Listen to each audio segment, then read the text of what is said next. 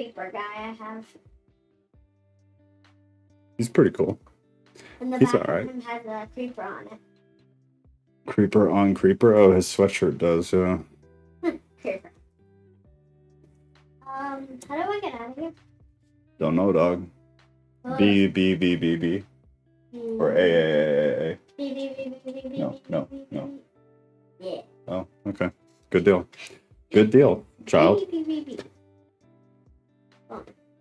B, B, B, B, B. There's new worlds, like Catch Your Own Dragon, and Graves. Events. Lifeboat. Survival mode. Let's play this one. Survival mode? I kind of want to do just normal. That normal survival mode. Sup, Graves? The survival mode is normal. So we're doing the thing and I want to do survival mode online. Survival online. Ghost. Alright. Alright, Discord's open. I'm at work, but I'll be in and out. Good for you. Good for you. Get paid to do things you want to do. That's what I believe.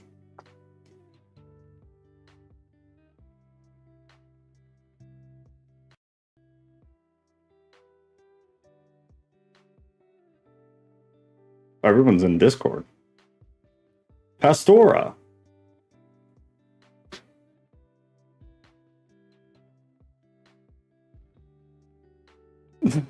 Oh my gosh.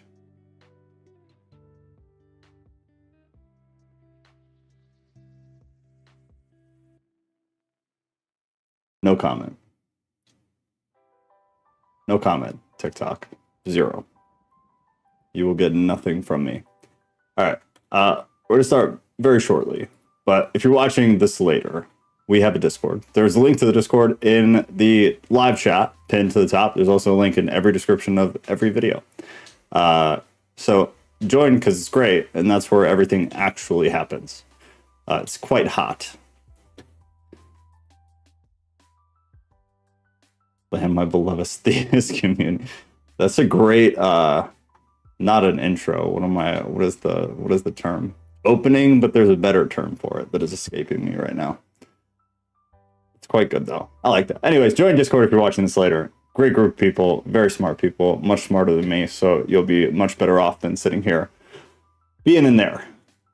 Good stuff. Good stuff. We are in the Forgotten Books of Eden. We are past halfway. So depending, we might finish in, I estimate, 2 weeks, depending on like conversation and things like that. And then, actually, this week or next week, we'll post a poll, or no, actually, sorry. This is the first book from this 2-book series of Adam and Eve. Post Genesis, it's supposed to continue from Genesis.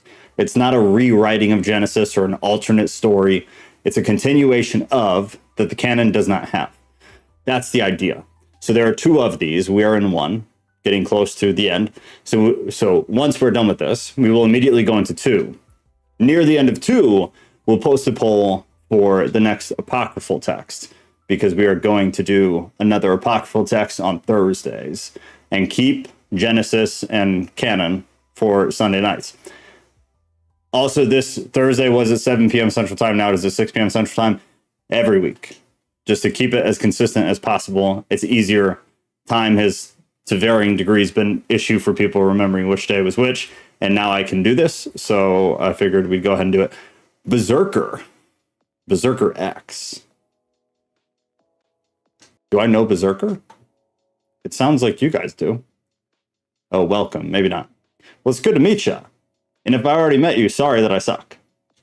I'll say that ahead of time. So we're going to go right in. We left off at a decent spot. I previewed a little bit. So we're not necessarily jumping into something that will be extremely confusing. But to be honest, no matter where you jump in this text, it's kind of confusing. So even if you've been here the whole time, it's hard to stay up on and keep track of. So titled, The Prophecy of the Western lands. They were not very far from the cave when Satan came towards them and hid himself between them and the cave, under the form of two ravenous lions, 3 days without food, that came towards Adam and Eve. So hungry lion, as if to break them in pieces and devour them. Then Adam and Eve wept and prayed God to deliver them from their paws, from their little Peter Patter paws. Then the word of God came to them and drove away the lion from them. A short-lived controversy. And God said unto Adam, O Adam, what seekest thou on the western border? And why hast thou left of thine own accord the eastern border, in which was your dwelling place? Now then, turn back to your cave and remain in it, that Satan does not deceive you, nor work his purpose upon you. For in this western border, O Adam, there will go from you a seed that shall replenish it, and that will defile themselves with their sins, and with their yielding to the behest of Satan, and by following his works. Therefore will I bring upon them the waters of a flood, and overwhelm them all. But I will deliver what is left of the righteous among them, and I will bring them to a distant land, and the land in which you dwell now shall remain desolate and without one inhabitant in it. After God had thus discoursed to them, they went back to the cave of treasures, which is their origin place, basically, for the purposes of this book. But their flesh was dried up, and their strength failed from fasting and praying, and from the sorrow they felt at having trespassed against God, which is like the most consistent theme in this entire thing, is them just continually doing this over and over and over and over. This is the best, in my opinion. It beats anything in the canon of the cyclical cycle of sin. This is the greatest possible representation of what that looks like. The cyclical cycle of sin is exactly what is happening in this text.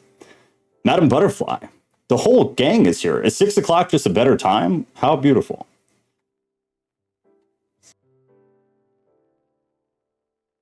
All right, carrying on. Adam and Eve go exploring. I feel like that's what they've been doing the whole time. Then Adam and Eve stood up in the cave and prayed the whole of that night until morning dawn. And when the sun was risen, they both went out of the cave, their heads wandering from heaviness of sorrow, and they not knowing whither they went. So they're confused. And they walked thus unto the southern border of the garden, and they began to go up that border until they came to the eastern border, beyond which there was no further space. And the cherub, here we go, who guarded the garden, was standing at the western gate and guarding it against Adam and Eve, lest they should suddenly come into the garden. I'll come back to it. And the cherub turned around as if to put them to death, which was their fear earlier in the text, when they were in a very similar situation.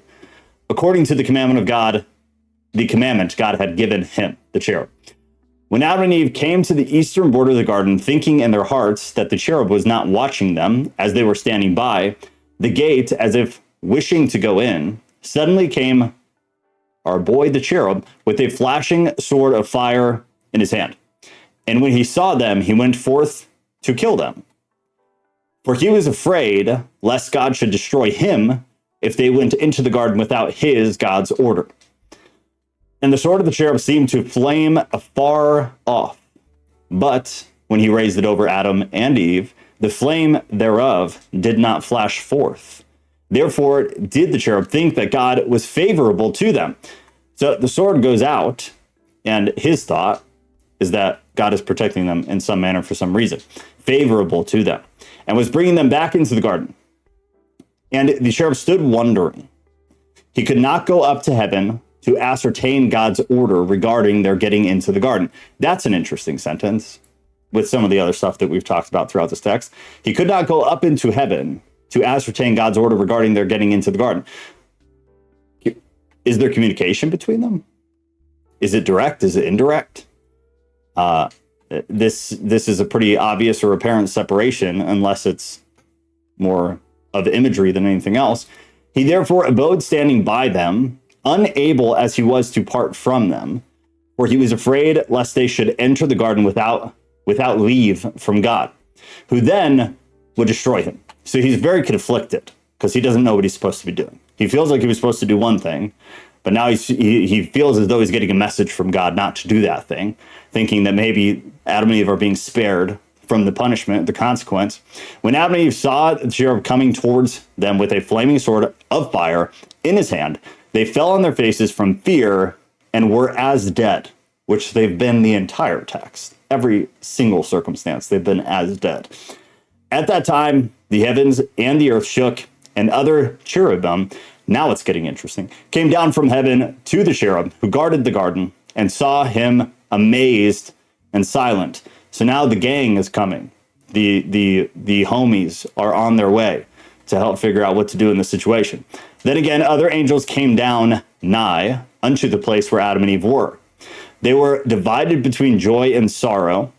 They were glad because they thought that God was favorable to Adam and wished him to return to the garden and wished to restore him to the gladness he once enjoyed. There is so much here. So much. But they sorrowed over Adam because he was fallen like a dead man, he and Eve. And they said in their thoughts, Adam has not died in this place, but God has put him to death. Dang. For his having come to this place and wishing to get into the garden without his leave. Wild. Wild. Wild. It reminds me of Lord of the Flies and the 1980 Blue Lagoon movie. I don't know Blue Lagoon. I obviously know Lord of the Flies, but I'm uncultured. So that's probably just me. It's the same cherub that covers from Ezekiel 28. Let's see. This is kind of like, I have a lot of questions with this, though, to be completely honest. Is there anywhere, maybe you guys will know because I don't, is there anywhere where any specificity whatsoever is given about these creatures? Call them angels, call them whatever you want. There's a lot of different theories about what they actually are. There's a lot of argument about the term that we see here and the term that the canon uses too. All of it aside, it's some kind of being, right? So just call it a being. I don't recall anywhere. I have that section in Ezekiel 28 pulled up, multitasking, but I'm not aware of anywhere where there's any specificity at all about like identity. I could be wrong though, so I'm open to being wrong. If any of you do know. Great reference, Mikhail. I got those same vibes. I get the Lord of the Flies. I guess I need to culture myself on Blue Lagoon. Not aware of that one. I'm not sure, so I guess if anybody knows, let me know. But as far as these beings, these angels, whatever you want to call them, is there specificity anywhere in the canon or even out? Like, I'm open to things that are not in the canon too, but that assigns some kind of identity to them. Or is it more of a Satan devil scenario? Or is it something completely different? I can't see it being that different though, because they're all the same type of function. I'd be curious to see that though, as if identity in any way has been applied to any of them. Because from memory, I feel like they're always very vague, which is what's happening here too. It's hard to say. So if anybody knows better than me, let me know, because I'm curious. The conflict of Satan. Then came the word of God to Adam and Eve and raised them from their dead state. Okay, real quick. Go said they're something of process that guards information, right? Sorry, YouTube always cuts this off. Information, advice, etc., pertaining to God in some way. It's definitely vague. Right, pertaining to God in some way. What gets me is what was in that last section. The separation made me really wonder what the function or what the relation is. Because it seemed, unless it's just a part of the storytelling, which happens, so it's hard to say. But there seemed to be separation in the way that it was worded. And now I'm not going to be able to find it. But basically that he didn't receive anything from God, and he wasn't able to go up to heaven to ascertain what God wanted with Adam and Eve. It seems as though he had been downloaded a specific set of data. This is what he was supposed to do outside the garden, which everybody's aware of because that's in the canon and that's here. So he had a job. It had a job. But then it seems as though something that wasn't in that first download happened. And so he didn't have the proper information to know what to do. And therefore the text says, he couldn't go to heaven to ascertain what he needed to do. And then there were, several sections after kind of like, what does he do with them? How does he proceed? Because it's unclear. So I wonder what is the separation between these things? Because there's obviously multiple, because it just said there, and other places. What is the division? What is the identity? Is there one? And how do they actually interchange information with God? Like, what does that look like? Is where my brain is going. So the conflict was the same. Then came the word of God to Adam and Eve and raised them from their dead state. They're not dead, just as a reminder for anybody who's not been here with us every week. They're not dead. The story's not saying they're dead. It's terminology that these texts like a lot because they're going to say it constantly. From their dead state, saying unto them, why came ye up hither? Why'd you come up here? Doctor, that's not doctor. I don't know what this is intended to be. You guys are smarter than me. You let me know. You intend to go into the garden from which I brought you out. It cannot be today, but only when the covenant I have made with you is fulfilled. So the word of God comes to them, and now he's giving them some kind of clarity, which is not new. This message has been delivered numerous times in this text alone, in several different situations, as a response to things that Adam and Eve are doing. Is this exact same one? I think this is, do you intend to go into the garden? Yeah, this is do you. Do you intend to go into the garden from which I brought you out? Are you trying to go to the place that I took you from? It cannot be today, but only when the covenant I have made with you is fulfilled. He has said this numerous times. He's yet to actually really explain it. There was one section where he did, and that's where we talked about Jesus, because it seemed like Jesus was being written into the story. There was one section, if I recall correctly, just one, where we get this really odd kind of blast of information that seems very, very, very in line with basically the gospel. I think these are metaphors trying to describe the psychology of decision making. Yeah, very well could be. Layers of consciousness. I think cherub could represent that final layer we feel before making a decision. Interesting. I mean, it's an interesting theory. So you don't think that it's specifically like an entity? It's a state of mind, a layer of consciousness. I could see how that could make sense, I guess. Interesting. Okay, so the covenant, we've read about it. I'm sure we'll read about it more. But this message is identical to what he said a ton of times in response to what Adam and Eve were doing, which is never good. Then Adam, when he heard the word of God and the fluttering of the angels, whom he did not see, but only heard the sound of them with his ears, he and Eve wept and said to the angels, O spirits, who wait upon God, look upon me and upon my being unable to see you.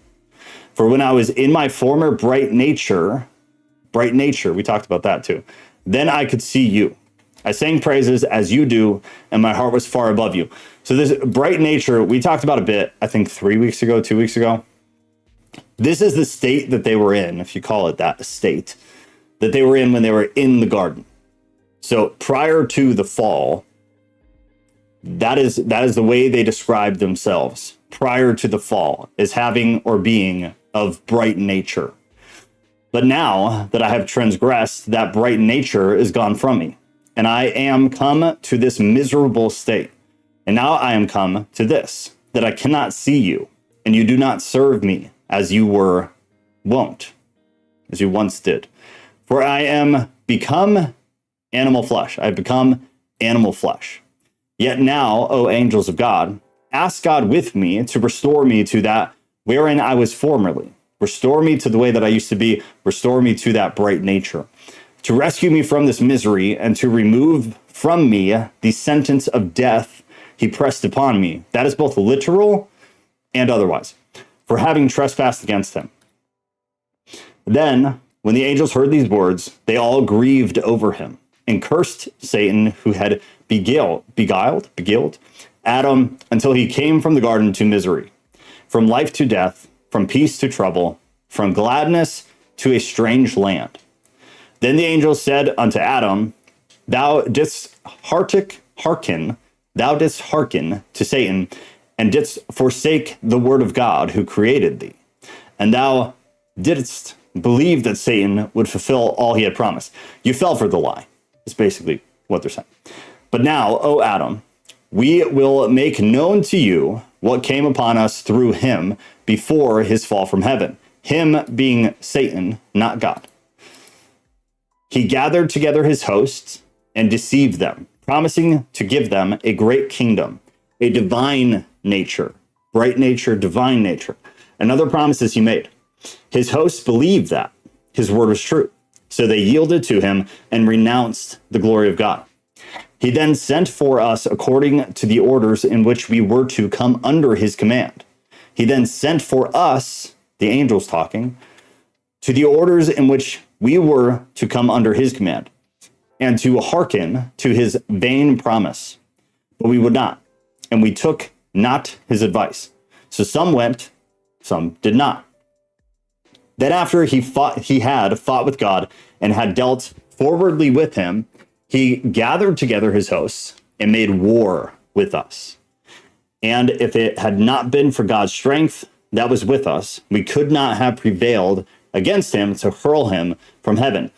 That paints an interesting picture, which doesn't necessarily conflict with anything biblical, because you don't really get a picture from the Bible. You get from the canon.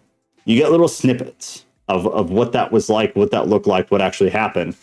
So this is why the Apocrypha is interesting, because other than it adding new things to stories, it fills a lot of gaps, assuming you believe it or feel that it's valid. And nevertheless, it fills gaps in some of the stories. So that's interesting, because that kind of paints a picture of what happened. He split, took hosts with him. He tried to get us to come with him. We refused to go, and then waged a war. And if it had not been for God's strength that was with us, we would not have prevailed against him and hurled him out of heaven. It's interesting. But when he fell from among us, there was great joy in heaven because of his going down from us.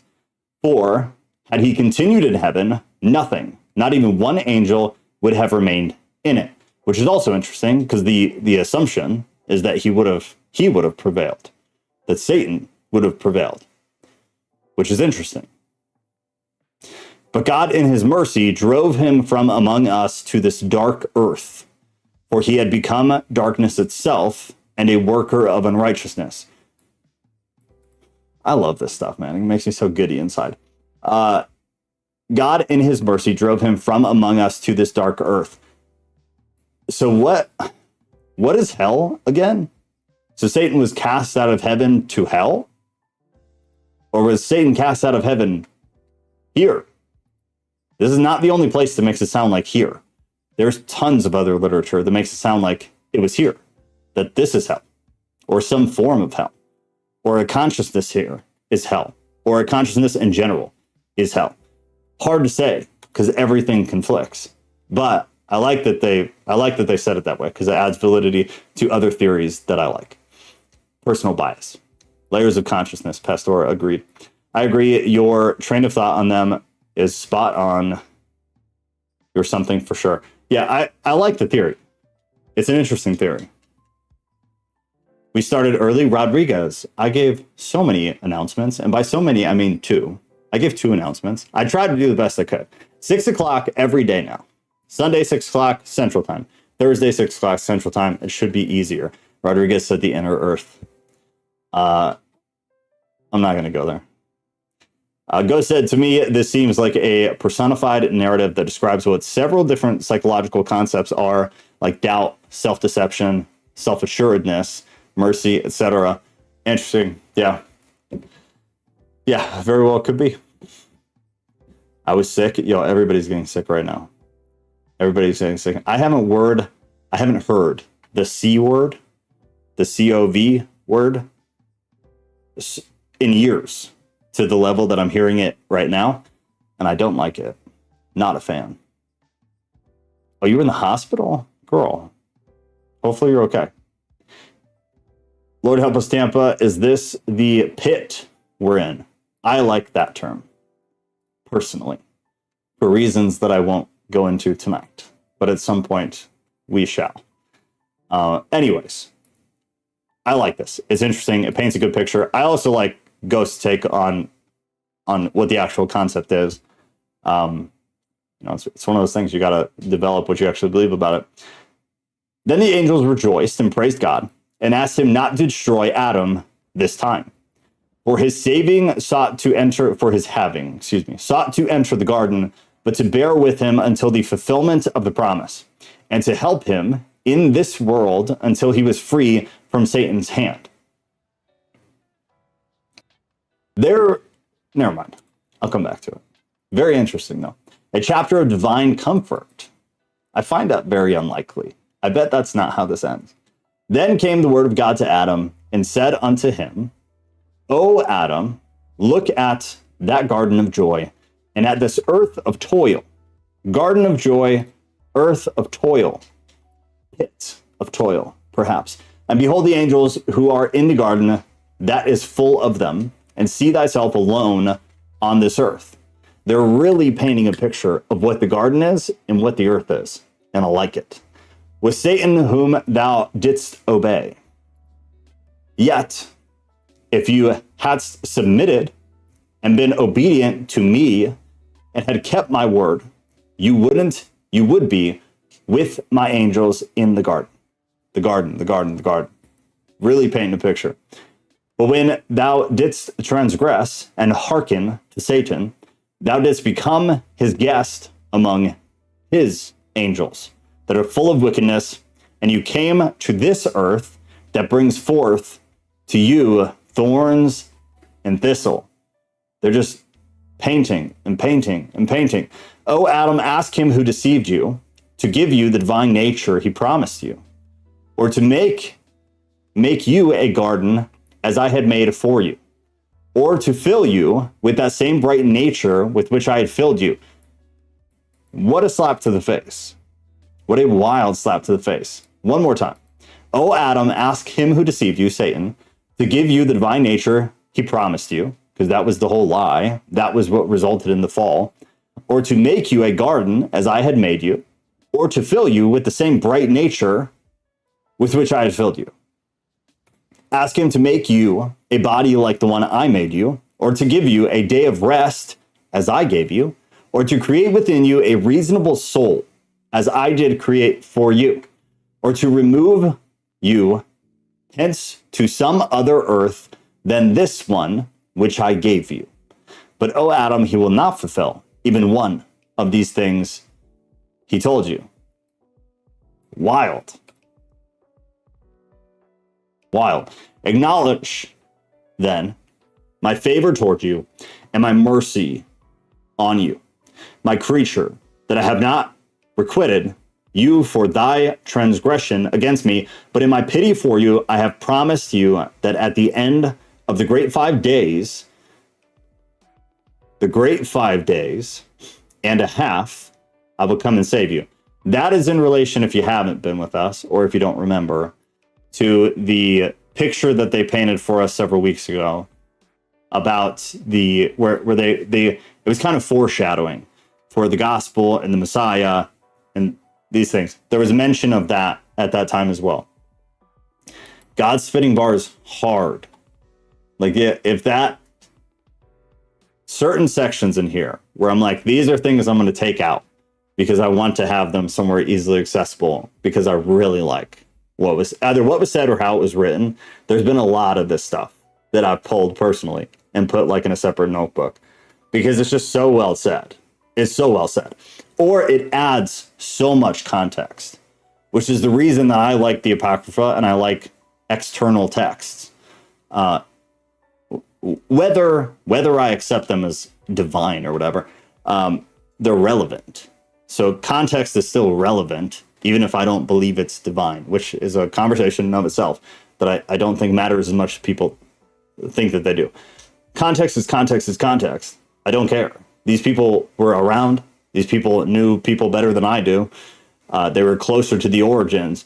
The context is still helpful. And there's been a good amount of it in here so far that is just extremely helpful for the picture in your head of what this was like. If nothing else, the culture is incredible to get a wider picture of the culture and the storytelling styles and what these people are actually thinking.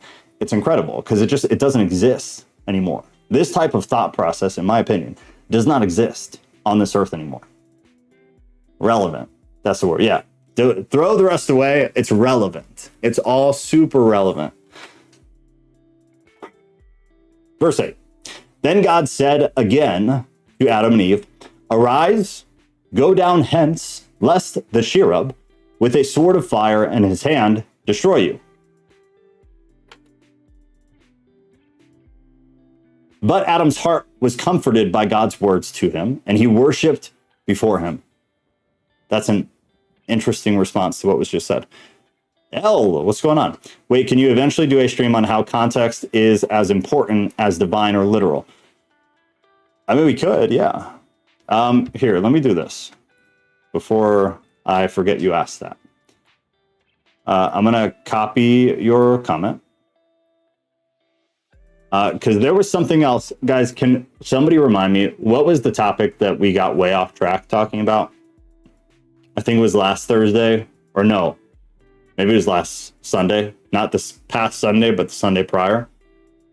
We all got off track. We were talking about whatever, something. I can look in the stream too, but if somebody remembers. And we said maybe we should do an independent stream on this topic and skip a study one night. If anybody remembers what that was, will you please tell me? And then I'll take these, we'll run a poll, and we'll skip a stream at some point in the next 2 weeks. And we'll just have like an open discussion. Because yeah, I'm down. I think that'd be a great topic to talk about. Talking about the relevance of context as opposed to kind of the divine nature of a text. And if divine nature of a text exists. Because it's just like its book, right? Is the divine nature in the people that wrote it? Is it in the text itself? Is it a holy book? Because that's kind of what people are taught in some circles. Nat, our beautiful baby having friend, finally back home from being out of town with a 6-hour time difference. I've been listening next day. Good for you. Jeez, girl. I mean, I'm just happy you guys are getting it. That's all. That's all that matters. At some point, this or something else, just consume something that forces you to listen or learn to something new. That's all that matters. That's all that matters. But Ella, I have your question. So if anybody else remembers what we were talking about, give it to me. Otherwise, I'll review the stream and I'll find what the topic was. But it was a really good topic. It was a good conversation. And I'd like to have another one of those just like open discussion things soon. Anyways, Nat, it's really good to see you. Not live lately, but I've been enjoying the content late. Well, we love you and we miss you, so it's nice to see you. Listen to Learn, Tenacious Thorn Leon. Is that from I know it's not from the movie, but did you get the idea from the name, from Tenacious D? Because that would be a blast from the past for me, and I would immediately like you. Immediately like you. Yeah, we need an important context. We need an importance of context deep dive. I think it would be phenomenal. I'm 100% down. I'm totally down. I'd like to get whatever that other topic was, though, and at least let you guys pick between the two. But it'd be a great talk. Anyway, Tenacious Thorn Leon. I don't think I know you, so it's nice to meet you. There is a link to the Discord at the top of the chat. I highly recommend you join if this is the type of thing you're into, because this is what we do, and everybody in here right now is better at it than me. And they're in the Discord all the time, so go learn from them. I'm just here to read everybody a bedtime story. That is my job. All right, we are on, 6? 7? 6, I believe. Graves, thank God. We could not function without you. Ask him I mean that in a totally loving way. I hope that didn't sound sarcastic. Ask him to make thee a body like the... Okay, I made that. That was the savagery. 5 and 6 were the savagery. Then we read 7. Then we read 8. Then we read 9. Yes. All right, we're on 10. And God commanded his angel to escort Adam and Eve to the cave with joy, instead of the fear that have come upon them. Then the angels took up Adam and Eve and brought them down from the mountain by the garden with songs and psalms until they brought them to the cave. There the angels began to comfort and to strengthen them, and then departed from them towards heaven, to their Creator who had sent them. Creator has been used very little in this text. I guarantee less than 5 times. I'd almost be willing to bet on it. It's not been used often. Wonder why. I don't know the answer to that. By the way, I actually wonder why. But after the angels were gone from Adam and Eve, came Satan with shamefacedness. Shamefacedness. Is this a legitimate word? I don't believe so. I do like it though. It's a good word. And Satan came with shamefacedness and stood at the entrance of the cave in which were Adam and Eve. He then called to Adam and said, "O Adam, come, let me speak to you." And Adam, like a total asshole, is probably going to answer the call. Then Adam came out of the cave thinking he was one of God's angels that was come to give him some good counsel. In case you haven't been here, we've already done this. We've already done this thing where Adam and Eve are in the cave, and then Satan or Satan's buddies come to the cave and are like, hey, Adam, come here. Let me talk to you. And Adam's like, oh, that must be one of God's angels. And then goes and talks to them. And then it all just deteriorates into an absolute mess where Adam and Eve are like dead. And then God has to come be like, I told you guys, you can't do that. You can't trust them. That's not us. That's not from our gang. That's Satan. Why do you keep falling for this? Why do we keep doing this? And yet Adam just keeps doing it. So he thinks this is angels on behalf of God, even though the angels just brought him to the cave, singing songs and psalms, safely tucked them into their cave bed, and then just came back and were like, hey, come talk to us. Another important thing to remember is that Satan and his cronies cannot enter the cave. So they have to stand on the outside of the cave, and they have to coax Adam to the edge, whereas the angels don't. So that is also telling. Last time this happened, Adam was kind of weary because they wouldn't come inside the cave.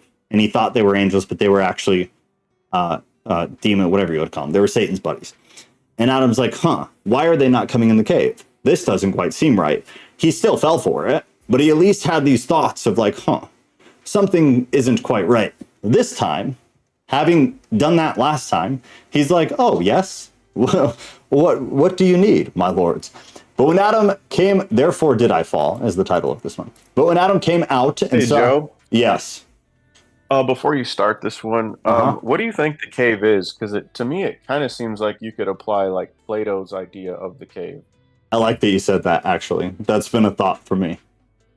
I don't argue that at all.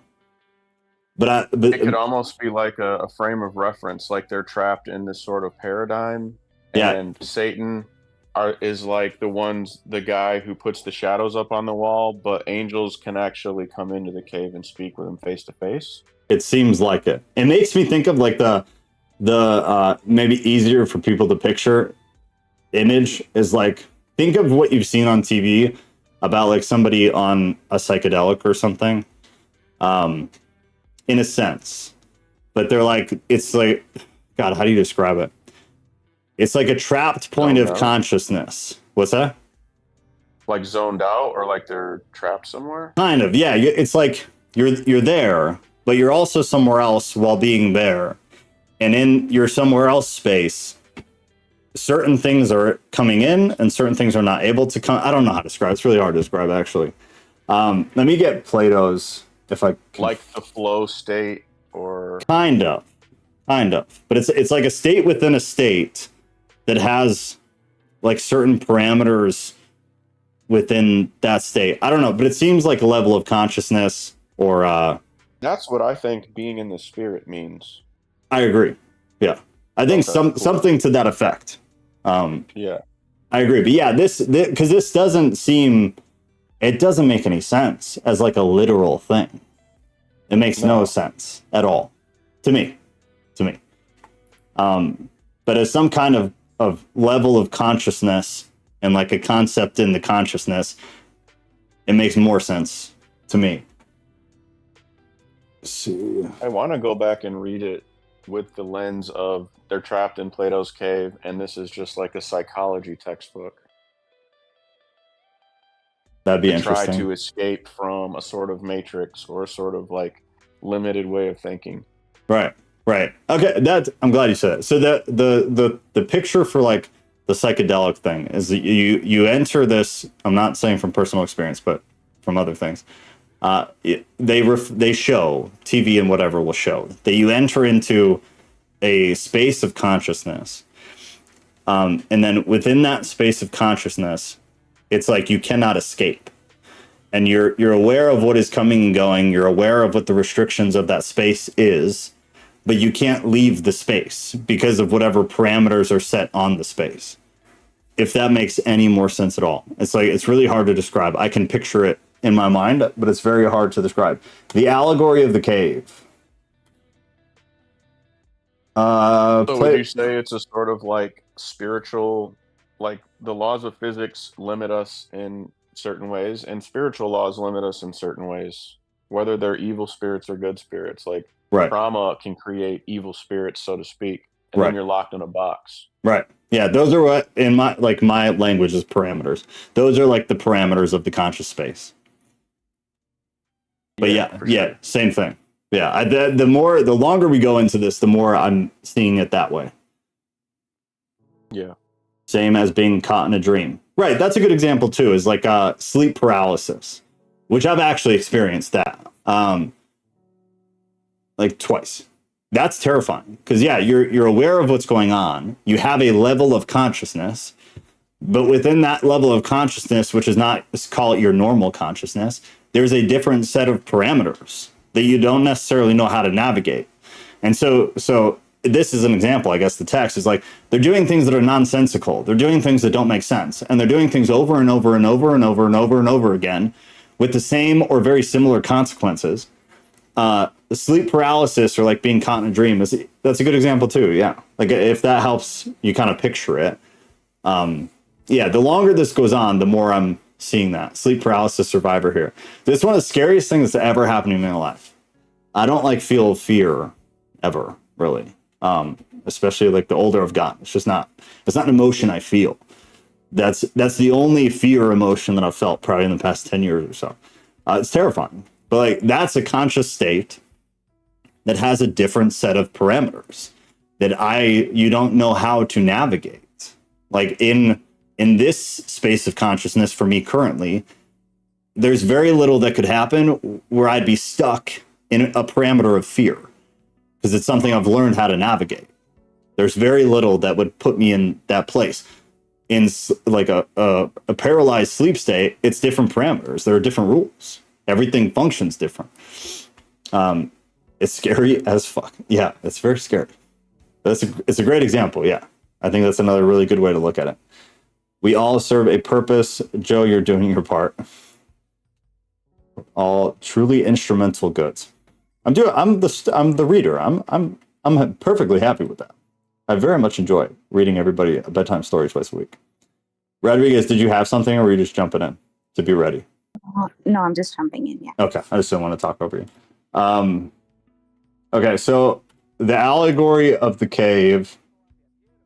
What time is it? All right, I'm just going to drop it in Discord for anybody who wants to look at it. And if this isn't enough, maybe Ghost can help you guys find more. But this is, at least without... I have a couple favorites that I could add. Yeah, if you could, that'd be great. Because I obviously didn't get to like look over this or anything. But there's like a Wikipedia page for anybody who's interested. Usually everything will explain it to a level where people can figure it out what it means and stuff, but some stuff goes even deeper, and I like that stuff. Yeah, do that then, because I'd like to see it too. That'd be great. I have a question. Yes. Were we talking about the validity of the books a few weeks ago? Was that the subtopic? Ooh, that sounds familiar. Vaguely, right? Yeah. No, that does. Shoot. Yeah. No, it's something to that effect. And then there was something else within that. Yeah, because I remember I found the Ethiopian Bible, which is supposed to be the oldest, of the more recent centuries, and all the books that were listed in there. That was a part of it for sure. That was a part of it for sure. I'll go back. Going different tangents and all that. Yeah, there were like a few. That was definitely like maybe that was the bigger picture of it, but I feel like we got deeper into a few different other things. That. Oh yeah. Right. You can never do just one. Yeah. No, we're not good at doing one thing, which is good. It's a good thing. And then there was another one like a week or two before that where we went off track for a bit too. That was also really good. So I'll find it, but we should at least have like 2 or 3 to choose from. We'll do a Thursday because that always seems to be better turnout. We'll skip this for a Thursday in the next couple of weeks, and we'll do just like an open discussion. It's been a while, and there have been some good topics. But thank you, because that definitely rings a bell. Sleep paralysis is very terrifying. I'm shocked that so many people have experienced it. I had never, ever, I thought it was one of those things like, you guys are kind of crazy, until like 3 or 4 years ago was the first time ever. And then it's happened once recently, just this past year. And now I feel like an asshole because I was one of the people who thought like you guys were all kind of a little bit nuts. I've only had it twice and I hated it. That's me too. Yeah. 2 times. Absolutely terrifying. Have not forgot a single speck of what that was and what the experience was. Absolutely terrible. Do you think it's because you felt like detached, or do you think you just felt a bad presence, like a dark presence? I don't know. We've talked about it before, like maybe really early on when we started doing Discord and open discussion, like really early on. Because that was like close to when the last one happened to me. So I won't take time from us, but like maybe that's something we talk about at some point too. But if you go on the @Tattooed Theist YouTube and you search for sleep paralysis, I bet you'll find the podcast or whatever you want to call it, where we all talked about it. And I kind of told the story of like what I experienced, but it was the most terrifying thing I've ever experienced in my life. And anybody who knows my history, it says something. It was absolutely jarring how much desperate fear I felt. It was terrible, terrible, terrible, terrible, terrible. Well, my alarm just went off reminding me about Bible study tonight. Oh, you got to change your alarm. Yeah, anybody uses an alarm? 6 p.m. Central Time, Sunday and Thursday. I hope it's easier being like that. And I'm still trying to figure out a third. And if nobody shows up, I don't care. It'll at least help with like us having a consistent schedule and more frequency to hopefully help with YouTube. But I'm trying to figure out a third night to do it. My alarm just made it on time and have no idea how that happened. Well, hopefully Discord alerted you. Because unlike usual, I actually remembered to update all the necessary things. Feels like drowning in a sense. That's exactly what it feels like. Yeah. It was the lack of control that terrified me. Because I am a control freak. I'm Really? Yeah, really bad. Really bad. I have like, everybody has OCD and everybody has ADHD, but I was diagnosed with OCD when I was like very, very young. I'm the dude who like organizes things a certain way. And if things are crooked, it has to be, I won't lose my mind over it, but I'll be extremely uncomfortable about it. So it's like very minor. But with that comes like this absolute inability to not be in control, which is sometimes really good because I am able to use that to my advantage, but sometimes it's not so good. It makes things difficult. But I think that attributes some to, because you have no control. You have no control over your body. You're like screaming, but you're not actually screaming. Yeah, scary stuff. Yeah. Okay, so they're in the cave. The angels bring them to the cave. Satan shows up, or his cronies, they show up outside the cave because they can't go in. They're coaxing Adam to come to the edge of the cave because they want to bless him because they're masquerading as angels. Adam, being the absolute idiot that he is like, I wonder what they want, and is now going to the edge of the cave, the mouth of the cave, I guess I should say. But when Adam came out and saw his hideous figure, that being Satan, he was afraid of him and said to him, "Who are you?" This feels like the delusional cycle. Then Satan answered and said to him, "It is I who hid myself within the serpent and who talked to Eve and beguiled her, until she hearkened to my command. I am he who sent her. I am he who sent her through the wiles of my speech to deceive you until you and she ate of the fruit of the tree. And you came away from under the command of God." I'll wait. But when Adam heard these words from him, he said to him, "Canst thou make me a garden as God made for me?" Remember that a chapter or two ago, God said to Adam, like, have him make you a garden. Have him give you bright nature. Have him give you. He can't, he won't because he can't. And now we're kind of living that out. Can you make me a garden as God made for me? Or can you clothe me in the same bright nature in which God had clothed me? Where is the divine nature you did promise to give me? That was the fall. You promised to give him that. He lost it. Fall of man. Where is the divine nature that you promised to give me? Where is that fair speech of thine thou didst hold with us at first, when we were in the garden? Then Satan said to Adam, "Thinkest thou that when I have spoken to one about anything, I shall ever bring it to him or fulfill my word?" Jesus. Not so. For I myself have never even thought of obtaining what I asked. How blunt. Therefore did I fall, and did I make you fall by that for which I myself fell. And with you also, whosoever accepts my counsel falls thereby, or falls also.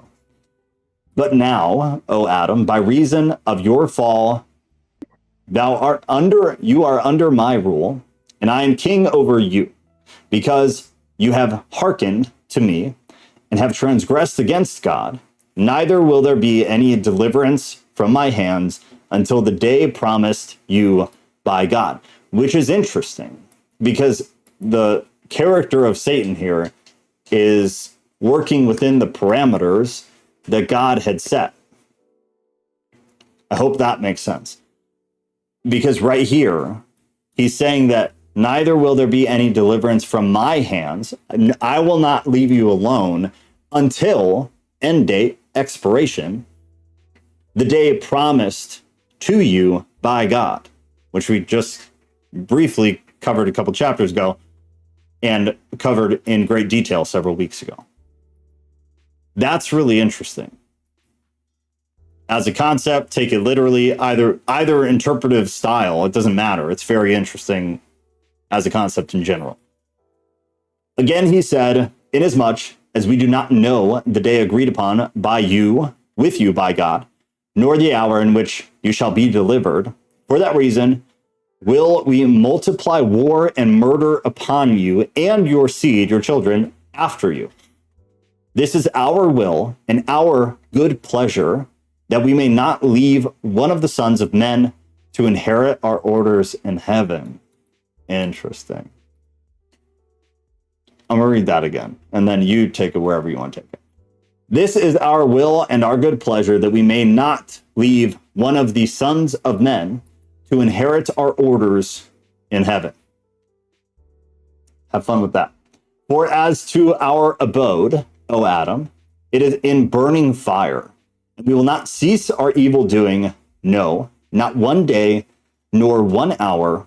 And I, O Adam, shall sow fire upon you when you come into the cave to dwell there." I have a question. Yeah. When he's saying hour, is there like is there like an unholy trinity here? What? Yeah. I mean, I get you can look at it like that. I guess no. Personally, I see it as Legion. Yeah, the Trinity is like a very specific kind of structure. So it's Legion is a good word. Yeah, it's like a group. Unholy. But I mean, if you think about it, if he tries to counterfeit everything he does anyway, right? Especially like Revelation, you hear like dragon, beast, horror, and all this other stuff. So there may be there may be. If you build the case, I'd love to see it. I've never thought about it like that. Honestly, it's never crossed my mind. Yeah, I don't know. That'd be an interesting thing to look at. If you find or build a case around that, I wouldn't be shocked. I have an idea about verse 10. Okay. Do you think that could possibly mean like if the cave is seen as like infancy or immaturity, is Satan like lighting a fire under their ass, so to speak, to get them out of that state? Is that his role, to instigate and to make people uncomfortable so that they can grow? I think it's his That's what that verse implies. It's his sentence, and he's trying to drag everyone down with him. I could be misunderstanding. Are you saying that because of Genesis, of kind of the implication of what Satan was doing to them in Genesis, or is it independent of that? Because I could kind of see that. I could see where you'd get that. It's independent in the sense that I think this particular book is some type of psychology textbook, and if the cave truly is Plato's cave, then why is he trying to burn him out of the cave?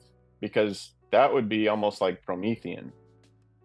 Yeah. I mean, I don't know. I'd have to think about it. Honestly, that's interesting though. And it's funny that you say it's independent, because to me, it makes sense with Genesis, like the intention, at least to a degree. But I do think that's worth looking into for anybody who cares. I don't think it's independent necessarily. Like, it does make sense in the Genesis context, I guess, but it just seems like he's in verse 10 particularly. It seems like he's doing something that Prometheus would do. Yeah, I don't disagree. Here, for everybody else, I'll read it again. For as to our abode, O Adam, it is in burning fire, and we will not cease our evil doing, no, not one day, nor 1 hour. And I, O Adam, shall sow fire upon you when you come into the cave to dwell there. Yeah, the picture that's being painted is he's trying to burn him out. He's trying to get him out. For whatever reason or whatever purpose, literal or otherwise, Satan does not want them in the cave.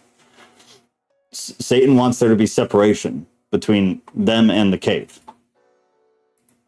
Yeah, I don't know. For whatever reason. I think that's interesting, though. Yeah, that's something I'll think about it. I hadn't really thought about it like that either. Yeah, that's interesting. I'll think about it. Might have more in the future. As British philosopher Mark Vernon puts it, it's a two-step movement of withdrawal to recover and return to remake that has parallels in spiritual tradition. That's a great quote. Mikkel's always got the best, just like the best little drops of information. The matter with lenses is that in order to see clearly, we must constantly to dust them off, wipe our grease, fingerprints, the lot. For me, that's one of the multiple interpretations. Plato's cave. I like that too. Yeah, that's well said. Very well said. Mikkel is amazing. I agree with that. Mikkel is amazing. Yeah, I don't know. Anybody who's really into the stuff, I think you should really think about what Ghost was just saying about 10, because that, whether you agree with him or not, doesn't really matter. I think it's an interesting way to look at it, if nothing else. And I think his concept specifically is very interesting also on its own. If you're going to compare that to Genesis, in just the part where Satan is directly going on with Adam and Eve, and try to find the intention in the way that it's expressed, because I see a relation, and even if you don't, it would be interesting to look at and kind of see where you personally land with it. But it's really interesting. And then if you're going to do all that, you might as well look into Plato's cave, because it will make a lot more sense. I just work here. It could be like leaving the cave and doing like a hero's journey and then returning to the cave, like a Joseph Campbell style pattern? Maybe. You're going in a circle and you're ending up where you left from the very beginning. I mean, yeah, that's what's happening. They keep returning to this cave, whatever it is. Yeah. it's a delusion. It's like it's a circle of delusion. It's they're painting it as if it's new and different every time. Like there's no indication in the writing to think that anything new is happening, or that either party is confused. I don't know, it's hard to like grasp. It's very repetitive, but each time, I think I said it backwards. It's the same things happening, but it's happening as if it's new every time. And so it just seems like it's this circle of delusion of the same thing repeating. They're leaving the cave, they're returning to the cave. They're leaving the cave, they're returning to the cave. Each time the same consequences happen. Each time the same interaction with God and angels happens, but it happens in a different way. But the same consequences. Groundhog Day, the cave. Right. It's the same story expressed a little bit differently, but very close to the same every time. But the same major things happen 100%. The major things being like being in the cave, not being in the cave, being scolded by God, being explained what is going on, then being brought back to the cave with angels, and then being attempted to coax them out of the cave yet again by the enemy of God. And we just keep going and going and going. So yeah, I could also see that. It's Patricia. Hi, Patricia. God is kind 77. You made it. We're glad to have you. You're late. We're almost done. We'll do a little bit more though, because I have a few more minutes. So Patricia, for the future, these are going to be at 6 o'clock now, Central Time. 6 o'clock Thursday, 6 o'clock Sunday, Central Time, both. And hopefully that helps. And then while we're at it real quick, for anybody who does not know, if you're in Discord, which I assume that you are, there is an events tab right up here. So you can click right there. On mobile, I think it's just a calendar, like an icon. There's no words. So it's just that little calendar icon. You can click it, and then these will tell you what's up and also where it is. So you can just click right off from there. And then the announcements thing is the only place that I'll try to alert everybody, just so you don't get lost. I had therapy, just finished my... Oh, well, good for you. You scheduled around us? I'm so flattered.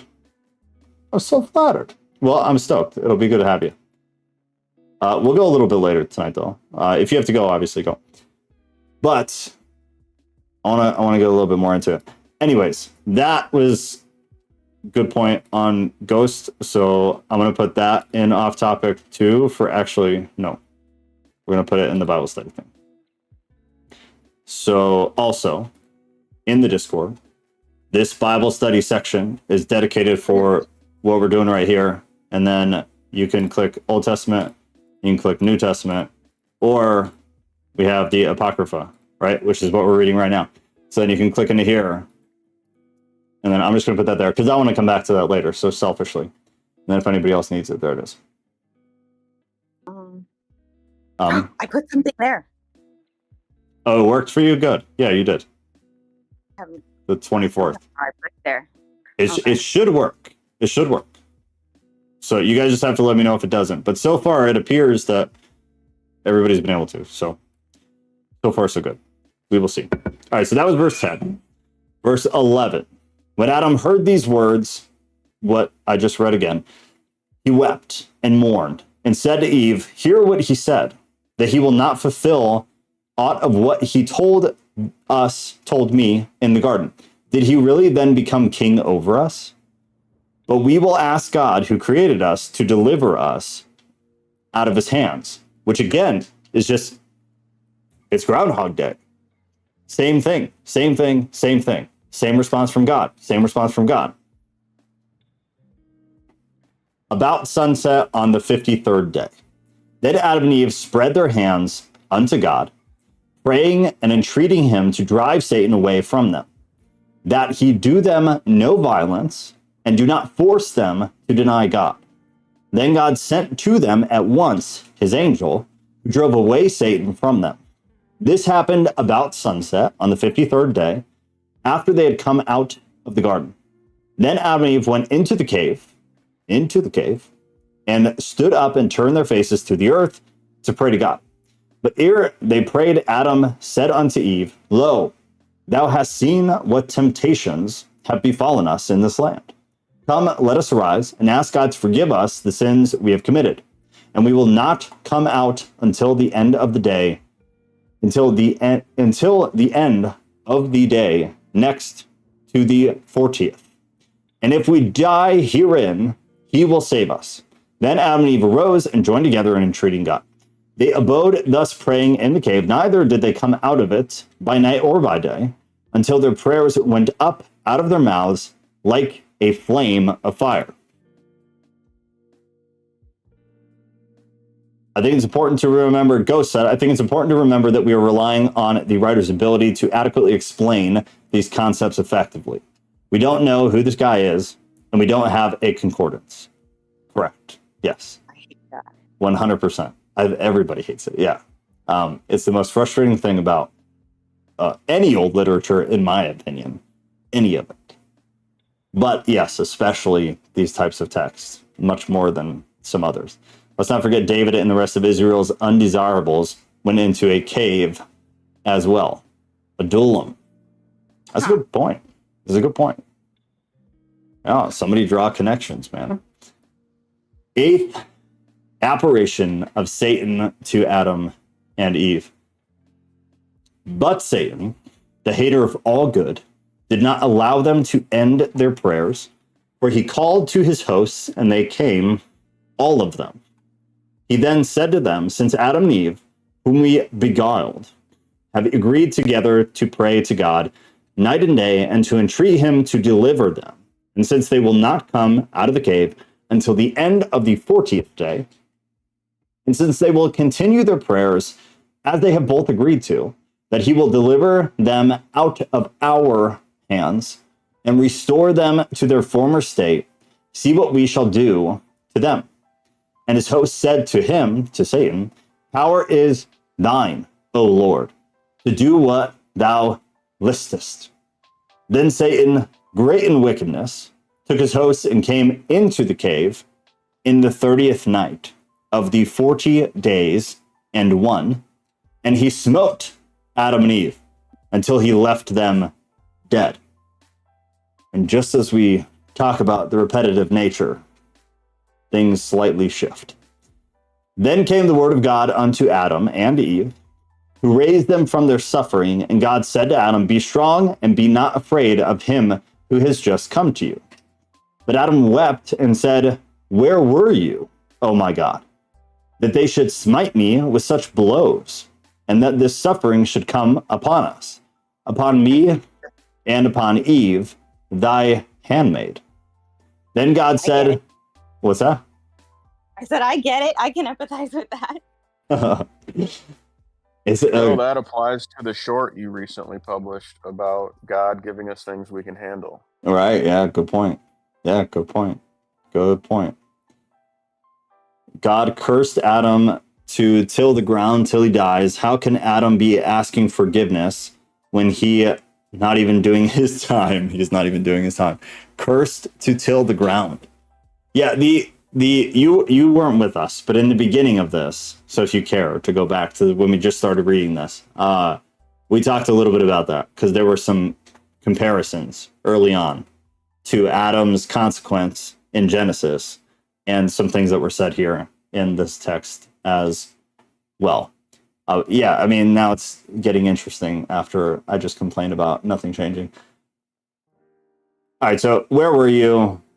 You let them smite me, yada, yada. Then God said to Adam, O Adam, see, he is Lord and master of all you have. He who said he would give you divinity. Getting Job vibes. Now, where is this love for you? And where is the gift he promised you? For once it pleased him, O Adam, to come to you, to comfort you, and to strengthen you, and to rejoice with you, and to send his hosts to guard you, because you have hearkened to him, and has yielded to his counsel, and have transgressed my commandment, but has followed his. Then Adam wept before God and said, O Lord, because I transgressed a little. What? You could write a whole book with that. Right. O Lord, because I transgressed a little, you have sorely plagued me in return for it. I ask you to deliver me out of his hands, or else have pity on me, and take my soul out of my body now in this strange land. Then God said to Adam, if only there had been this sighing and praying before, ere thou didst transgress, then would you have rest from the trouble in which you are now. But God had patience with Adam and let him and Eve remain in the cave until they had fulfilled the 40 days.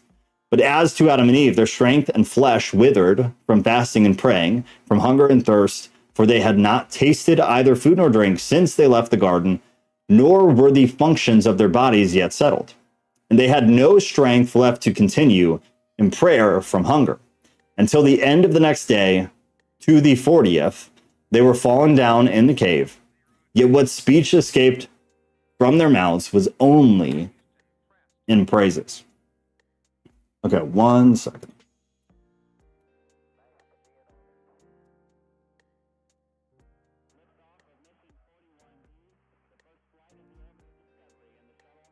All right, we'll go one more quick one here, and then I gotta run. More like toddlers. Adam the teenager.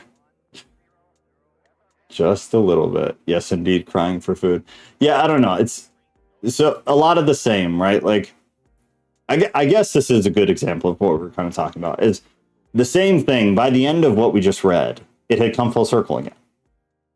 But granted, transparency, there was some different stuff in this one. So same event, same processes, same consequences, but like in a different way.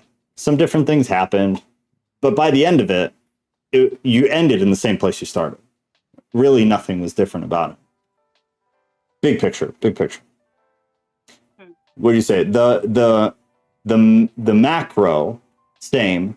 The micro, some variation, I guess is the way that I would say that. The devil appears like an old man. He offers a place of rest. Here we go again. Then on the 89th day, Satan came to the cave, clad in a garment of light and girt about with a bright girdle.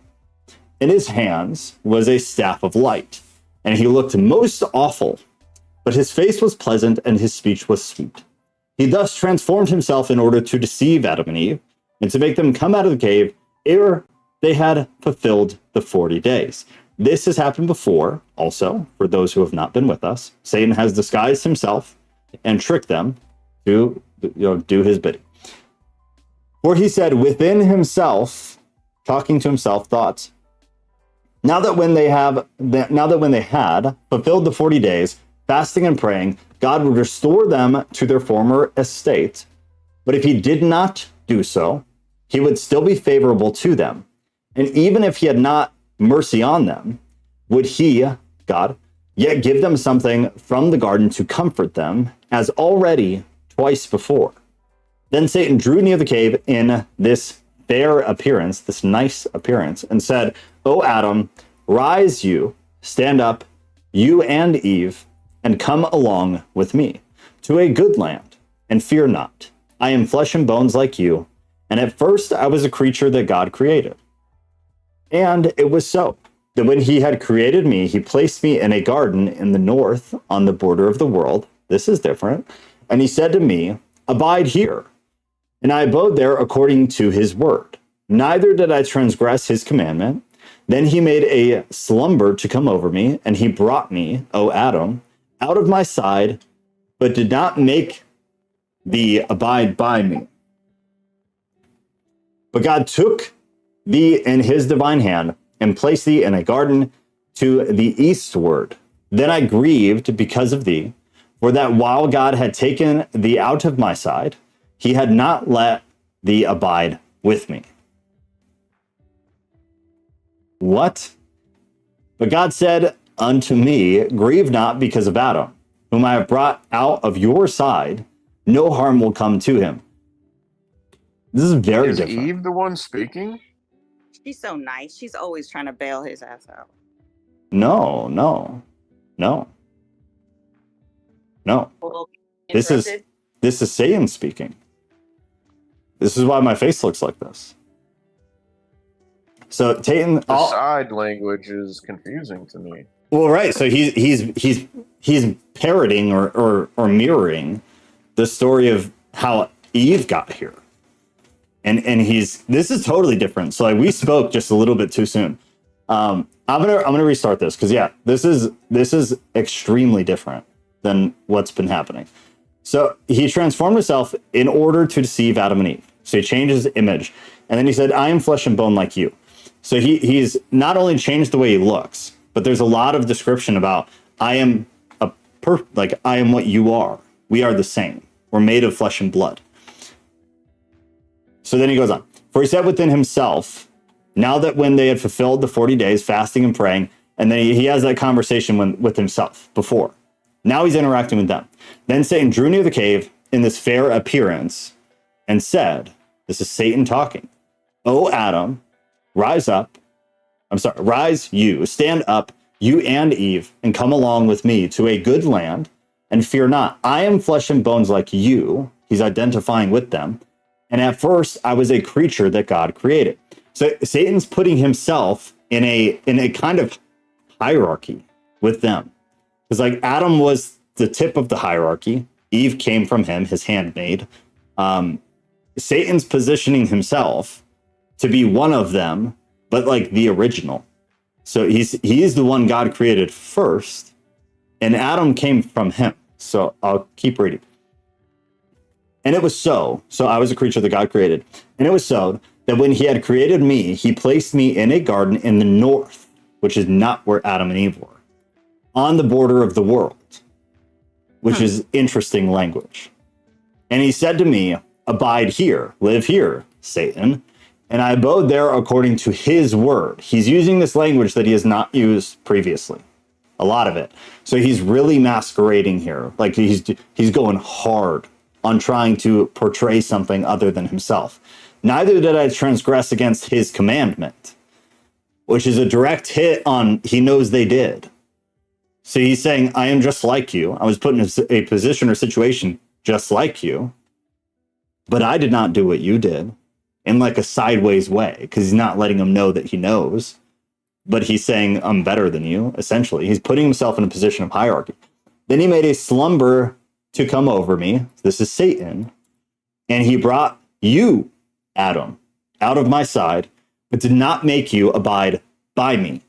So Eve was brought out of Adam's side and made her abide by him. There's a differentiation there. "Out of my side, but did not make you abide by me. But God took you in his divine hand and placed you in a garden to the eastward." So he removed him and put him somewhere else, which is where then he took Eve out of Adam. Allegedly. And then the story of Genesis, right? "Then I grieved because of you. So I was sad, Adam, because you came from me. For that while God had taken you out of my side, he had not let you abide with me. We are rib homies, but he did not let you be my friend. But God said to me, grieve not because of Adam, whom I have brought out of your side, no harm will come him. For now I have brought out of his side a help meet for him, and I have given him joy by doing so." This is obviously Eve. "Then Satan," again, allegedly, for you, Rodriguez. "Then Satan said again, I did not know how it is you are in this cave, nor anything about this trial that has come upon you, until God said to me, behold, Adam has transgressed, he whom I had taken out of your side, and Eve also, whom I took out of his side, and I have driven them out of the garden. I have made them dwell in a land of sorrow and misery, because they transgressed against me." So he came full circle with that one. "And have hearkened to Satan. And lo, they are in suffering unto this day, the 80th. Then God said to me, arise, go to them," this is still Satan, "and make them come to your place, and suffer not that Satan come near them, and afflict them, for they are now in great misery, and lie helpless from hunger. He further said to me, when you have taken them to yourself, give them to eat of the fruit of the tree of life, and give them to drink of the water of peace, and clothe them in a garment of light, and restore them to their former state of grace, and leave them not in misery, for they came from you. God saying this to Satan. They came from you. But grieve not over them. Tree. What's that? This is the second tree that there was, because there was 2 trees in the garden. So this is tree of life, and the other one was knowledge, right? Yeah, this is different. Just to be clear, yeah. It's probably good you pointed that out. Yeah, this is the tree of life, for clarity. Tree of life. But grieve not over them, nor repent of that which has come upon them. But when I heard this, I was sorry, and my heart could not patiently bear it for your sake, O my child. Satan speaking to Adam, O my child.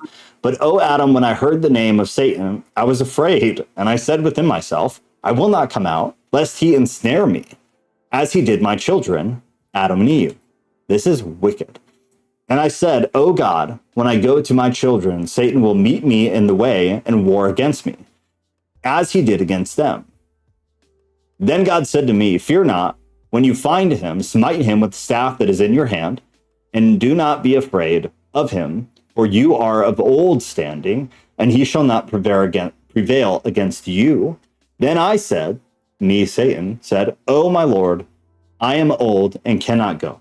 Send your angels to bring them. But God said to me, angels verily are not like them. They will not consent to come with them. But I've chosen you because they are your offspring and like you, and will hearken to what you say. God said further to me, if you have not strength to walk, I will send a cloud to carry you and alight thee at the entrance of their cave. Then the cloud will return and leave you there. And if they will come to you, I will send a cloud to carry you and them. Then he commanded a cloud, and it bare me up and brought me to you, and then went back. And now, O my children, Adam and Eve, look at my hoar hairs and at my feeble estate, and at my coming from that distant place, position of authority and hierarchy. And now he's the like classic manipulator, coming across as like this feeble, old, weak man. I didn't want to come. I was afraid of Satan to come. I really fought with God about coming. God convinced me even in my feeble old state. So now I'm here and you need to trust me. Everything before this has been like the most sorry ass attempt at manipulating them. They were just really, really dumb. And now this is the longest chapter, I think, in the book. And it's extremely elaborate of this manipulative tactic of trying to get to insanely different from anything we've read. Oh, now my children, Adam and Eve, look at my horse hairs and my feeble estates, and am I coming from that distant place? Come with me to a place of rest. Then began to weep and to sob before Adam and Eve. This is Satan. And his tears poured upon the earth like water. And when Adam and Eve raised their eyes and saw his beard, his sweet talk, their hearts softened toward him. They hearkened unto him, and they believed he was true. And it seemed to them that they really were his offspring when they saw that face was like their own, and they trusted him. What a glorious place to stop, because I have to go put my kid to bed. Wild. If there's ever been a chapter to read again, or to try to look more into, there it is, baby girl. There it is right there. That's a lot. That's a lot. I'm almost certain that's the longest chapter we've read. Yeah, this is juicy, gross. Forbidden tree. There's no forbidden tree in Genesis 1:29. No, this is different. He's pulling a Ted Bundy. This isn't even Gnostic. This is a whole different perspective I've never heard. Yeah, this is. I don't know that this aligns with anything. I have a few ideas that I want to dig into a little bit more. So maybe we'll I'm sure, because this obviously carries on to the response. So if anybody learns anything or develops an idea or a concept by next week, we'll make some time to go over some of them, because I have some thoughts, but definitely not time for them. Remind me of the show Lucifer and how they humanized him. That's actually really interesting, because I know what show you're talking about. Kat was really into that show for a long time. That's actually a really interesting thought. Yeah. That's a really good thought. Actually, if nobody else knows what Lucifer is, this show, like watch the trailer for it or something. It's a decent show, so maybe watch it. But that's a really interesting thought. Yeah. It reminds me of the show of Lucifer and how they humanized him. There's some depth to that. I like that. Satan has an ice cream UFO. It's in Tim Windows. Satan's superpower is relatability. No traces of Gnosticism here. Yeah, Mikkel is, I believe, the authority in our group on that. I am certainly not. So I'll leave it to you and Ghost. I don't know if there's much relation to anything, though. This is pretty unique. I'll work on some theories. I just need to pour over the text. Yeah, so I put it in the chat there for you guys, and then I'll put it in the Discord as well.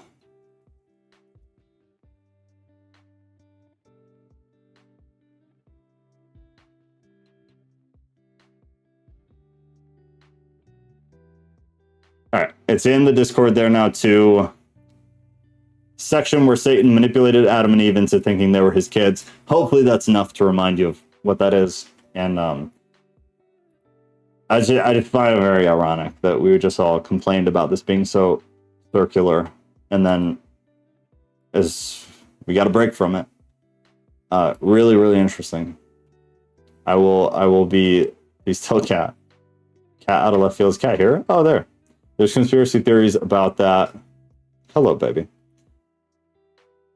How are them snakes? Which ones, Mikkel? Which of the 30 of them are you referencing? Maybe that's where Satanism started. They used that text or something. I don't think we can say that, but that's funny. Unfortunately, Satanism forms of it have been around for a very, very long time. Okay. All right. Well, I have L's question, which is, can you do a stream on how context is as important as divine or literal text? So I got that, and then I will review our last live stream to find whatever that topic was, but it had something to do with, or at least it started with what Rodriguez was saying earlier. Anyways, it'll be 2 or 3 topics, and for anybody who's newish or new, we used to just have like an open discussion where people could come in the Discord thing or the YouTube chat or whatever, and you could talk like Rodriguez has been tonight, or like Ghost has been, or you can just do the chat thing, but it's just like a topic, and it's open, and we just talk. There's no reading, there's no nothing. We might research a few things or whatever, but it's just kind of an open discussion. We used to do that a lot. We used to do that only, I guess. Well, we did Bible study too, but that used to be what we did on Thursday night. So we'll do one of those soon. If you're not keeping up on the announcements, I do not spam this. If you look through this, I do not tell you anything that doesn't matter. So it usually has to do with a poll where we want you to vote on something. I feel like that matters because it dictates what everybody else has to sit here and listen to. And the only other thing is like, hey, I'm not going to be there tonight. Or like, we have to move this day to this day. I do not spam anything. I feel very confident in saying that.